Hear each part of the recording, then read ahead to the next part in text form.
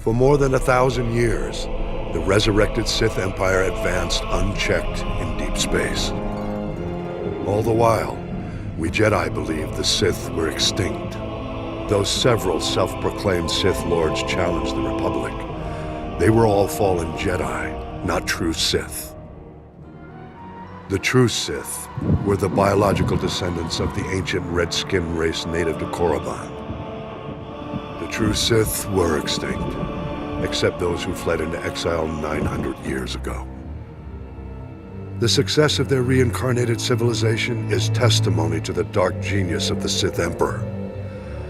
But the dedication of the Imperial people must be acknowledged as well. In our brief glimpses into the Empire's secret history, one name stands out: Grand Moff Odile Vaiken, the founder of the modern Imperial Military. As a child, Vaiken was one of the few hundred survivors who fled to carnage on Korriban at the end of the Great Hyperspace War. To escape their enemies, the Emperor led a small fleet of Sith ships in a hyperspace jump into uncharted regions. The exile fleet wandered in deep space for many years thereafter. During this time, Vaiken learned navigation and became one of the fleet's most respected pilots. The survivors finally settled on the jungle world of Dromund Kaas. There, the Emperor revealed his vision to build a new civilization of unrivaled efficiency. And he promised his people vengeance.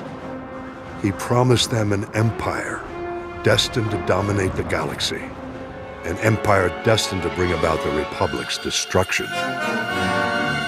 The Emperor's role in Reconstruction was as visionary alone.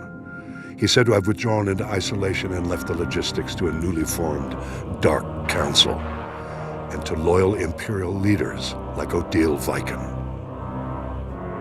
While the Dark Council debated long-term plans in the Sith power structure, the young Vaiken took on the monumental task of establishing order.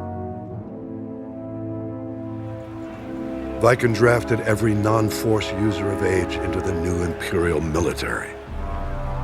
He then developed the Imperial Military Training Regimen that remains to this day. With his army well-trained, Vaiken led a campaign to carve a footprint into the wilderness of Dromund Kaas, to create room for the Empire's new capital to flourish. Records suggest that during the campaign, he personally slew a rabid Tyrantatek on the site where the Imperial Citadel stands today.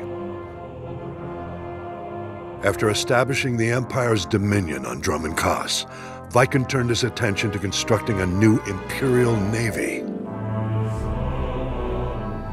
Dividing his troops between engineering, mining, and manufacturing, he laid the groundwork for an ambitious plan: the creation of the Imperial Armada.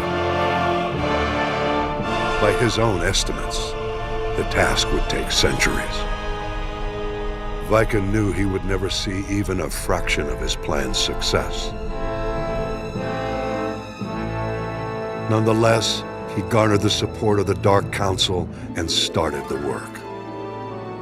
It was this act which earned Vaiken the honor of being the first Grand Moff recognized in the new Imperial Military.